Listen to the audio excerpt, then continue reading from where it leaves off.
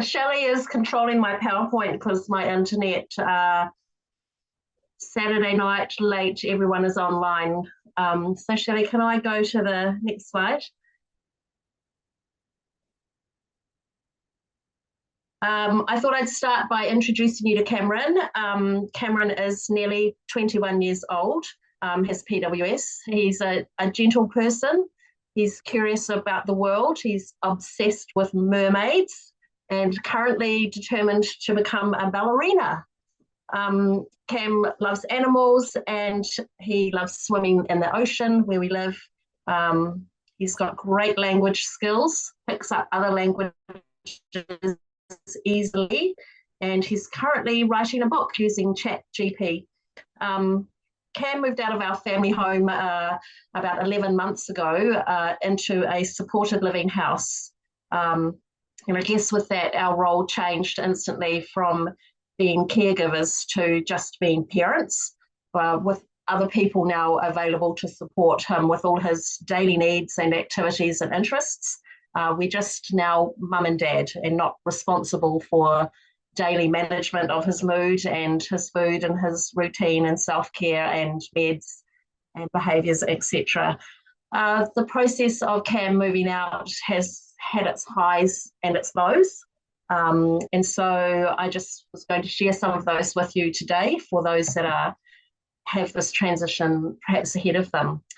So the genesis of the move came a number of years ago. Cameron did a year at a residential school for children with disabilities when he was 15. And since then, he has just steadfastly maintained his desire to be independent and asked repeatedly when he can go flatting, which is what we call it here in New Zealand, and have the freedom and opportunity and choices that are so normal for other people his age. I guess as parents, we always imagine that our children will grow up and leave home. And he was of the age where lots of children do that. And his older brother had moved to Sydney in Australia to start his new career there. And Cameron had watched that process carefully and he wanted the same freedom. So while we were excited for Connor to move to Sydney, we were much more apprehensive about Cameron's desire to move away from home. And I guess it's a very confronting thought, full of lots of emotion, to consider your very vulnerable adult child leaving your home and moving into the care of other people. And I guess we wondered, was he ready? Would he ever be ready? Were we ready? And would we ever be ready? Some days we were really ready for him to leave home, but we wondered if anyone else would take as good care of him as we would, and see him and know him and encourage him and keep him safe, yet still let him dream. Would we get over the guilt of handing over the primary care of our son to strangers? So it was a pretty long process to set that up here.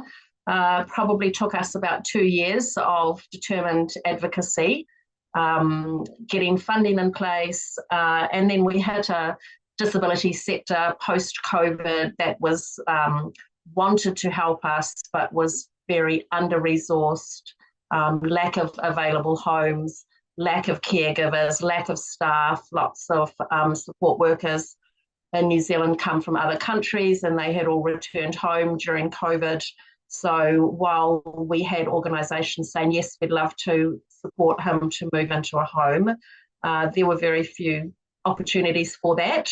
And then one day we just got a phone call out of the blue from a provider who is very experienced in Prader-Willi syndrome. And they said, we've got an opportunity available in your hometown. Would you be interested? To which our reply was, is the Pope Catholic?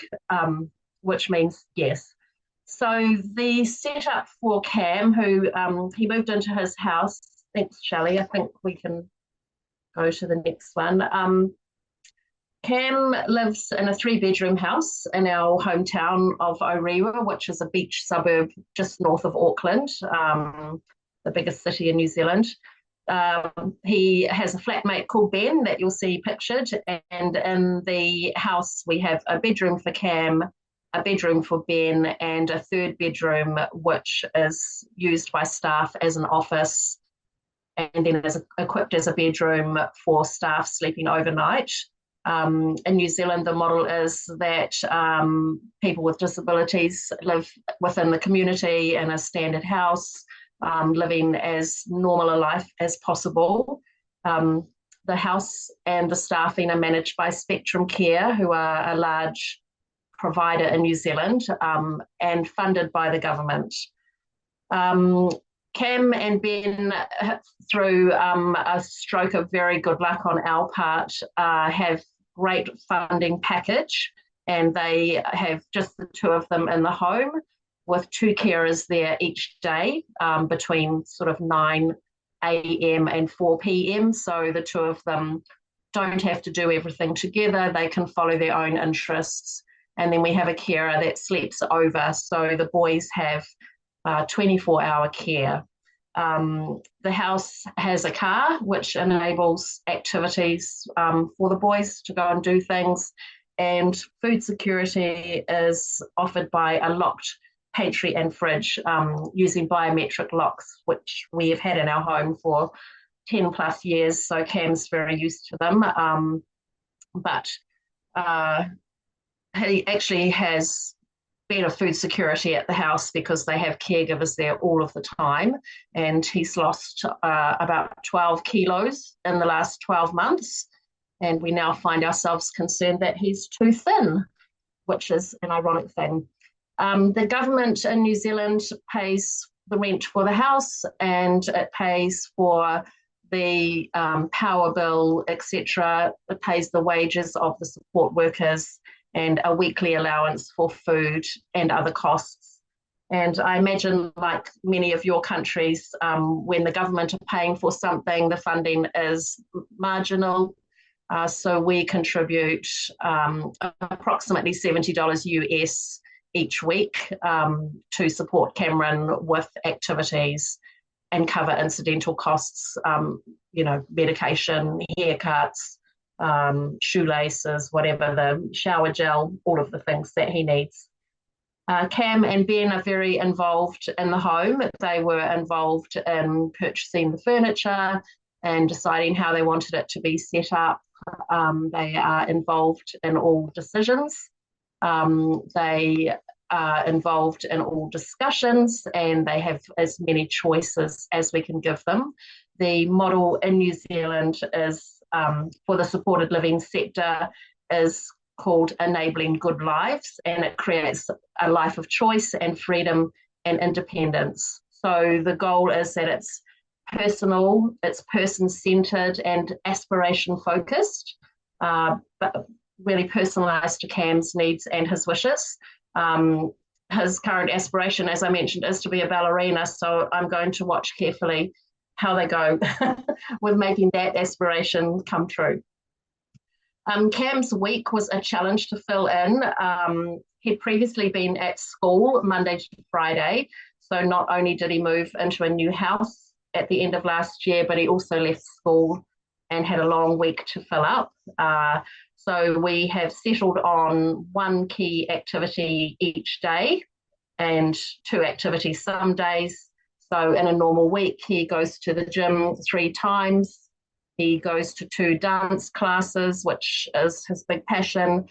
He goes to 2 music therapy classes.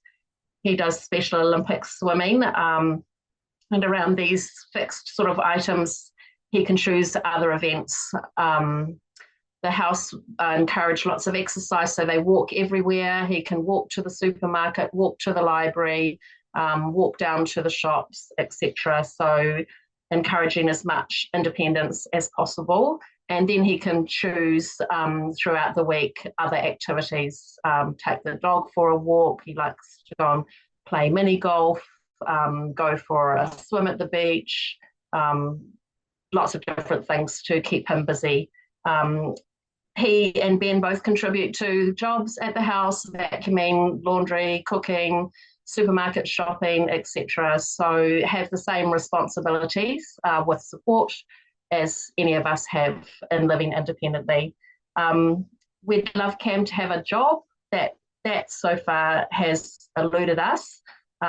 He did decide last week to find himself a job on an online job platform, and he entered disability in the search bar as the job search term, and then announced that the only jobs available were as support workers for people as disabilities, which we thought he probably didn't qualify for. We'll keep working on that one.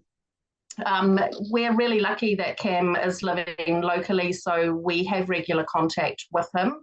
His house is 500 metres from ours. Shelley, I've got another slide, I think. Thank you. He comes for dinner on a Sunday night regularly. He'll join us to walk the dog on the beach. We can pop in regularly, and we found him being close by has been great for what we call the pajama run. When you get a phone call at night that something is urgently needed, it's really nice that he is close by. So we have enjoyed that, and it's been great for him to be living in the community that he grew up in, where there are a lot of people that know him and people that know us. So if he comes unstuck, there are enough people that know where he belongs, which is really nice for him. So I think I was asked about what were Cam's feelings about moving into his own home. Well, Cam mostly loves living independently. He very occasionally expresses to his caregivers a desire to move home, but this is mostly at times when he's quite escalated or very anxious about something. And he's probably just wants to have an easier route somewhere else. When he comes to our house for dinner, though, he's always very keen to get back to his own house and his own routine. Cam very much enjoys the availability of an adult support worker there to work with him, as opposed to trying to get attention from frazzled parents who are trying to finish work, cook dinner, look after other children, or do a million other things. So the fact that staff are there and unhurried, able to focus on him and his ambitions, has been really good for him. He likes feeling independent and having choices.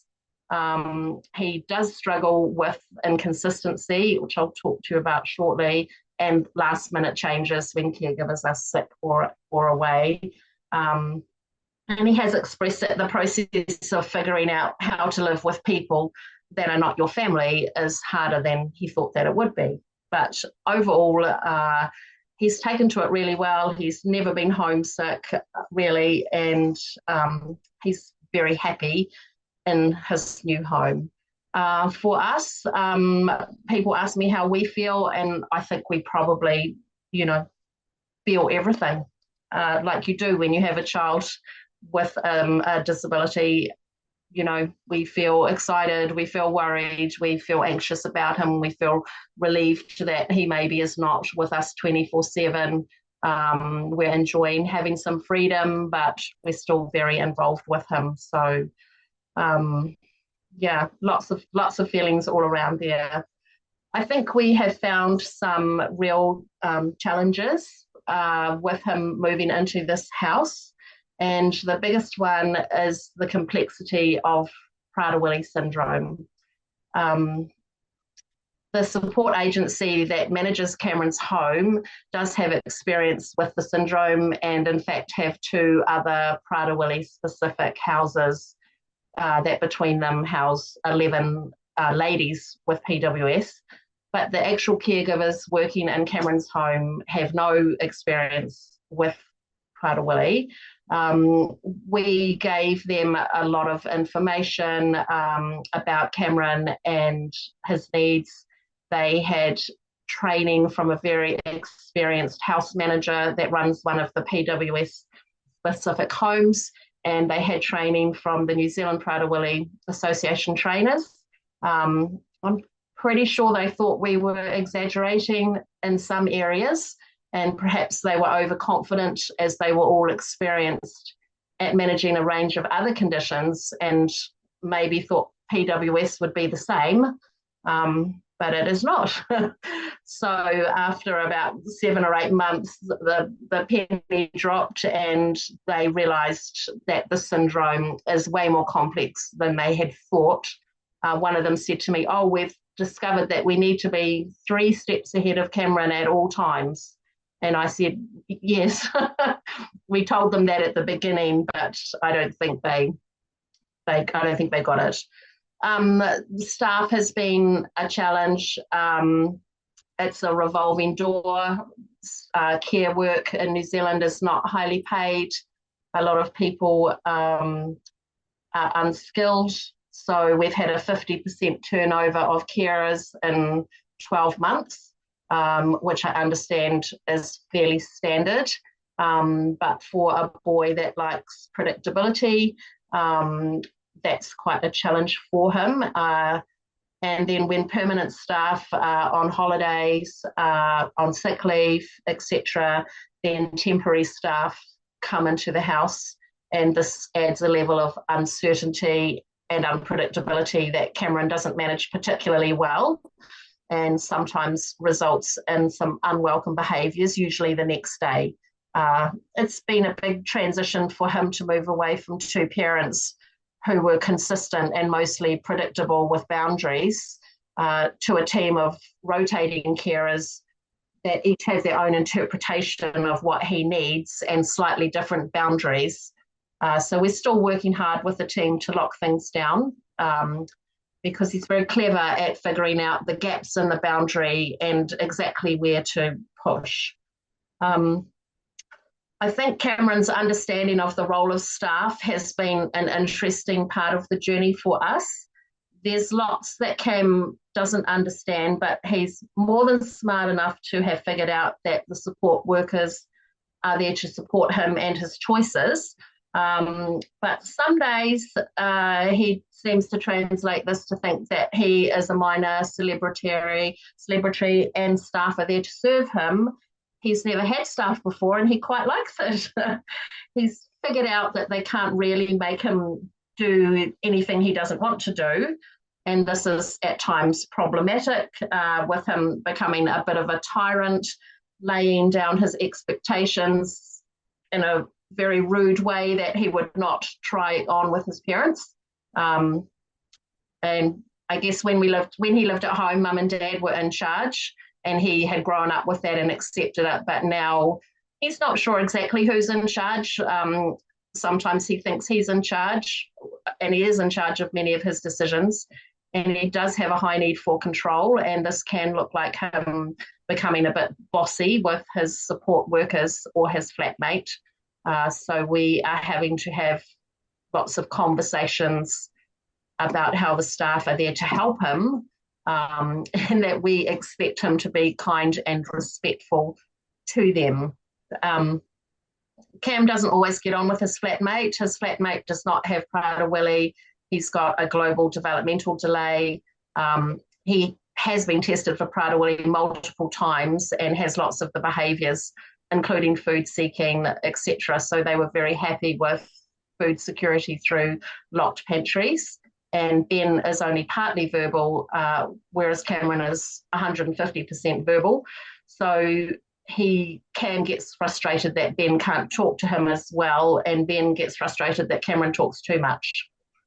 And I think perhaps the biggest challenge we've had, and one we haven't solved yet, is balancing Cam's desire for freedom and autonomy against his inability to consistently make good decisions. He's got a challenging combination of ability and ambition, coupled with an inability to really just make good decisions to keep himself healthy.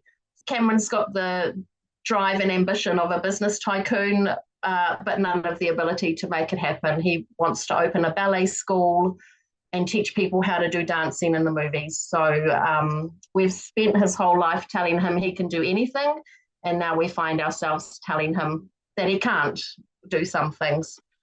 So quickly skimming through just the lessons we've learned, more training. We've done a lot. We need to continue to do more. He needs consistent expectations and he needs to keep busy. And I guess for us, we are still figuring out the triangle of Cameron, mum and dad, and the support workers because we are still his emotional safety, but we can't always be his authority figures because he needs to trust his support workers to help him make good decisions. And that's a tricky line to walk as a parent, and probably quite tricky as a support worker when Cameron wants to phone us for a second opinion. So yeah, that's Cameron. We've loved this kid for 20 years, and we feel like we often know what's best for him. Cameron has other thoughts and now other freedoms. And yes, Gary, if he wants to take up smoking or get facial tattoos, then legally he's allowed to. And at this, we can't stop him. But he's loving his life of independence, and we are loving watching him flourish there. So life for us is good. We live in paradise down here on the bottom of the world, and we continue our journey with our son. So thank you for listening. Lots of love from beautiful New Zealand.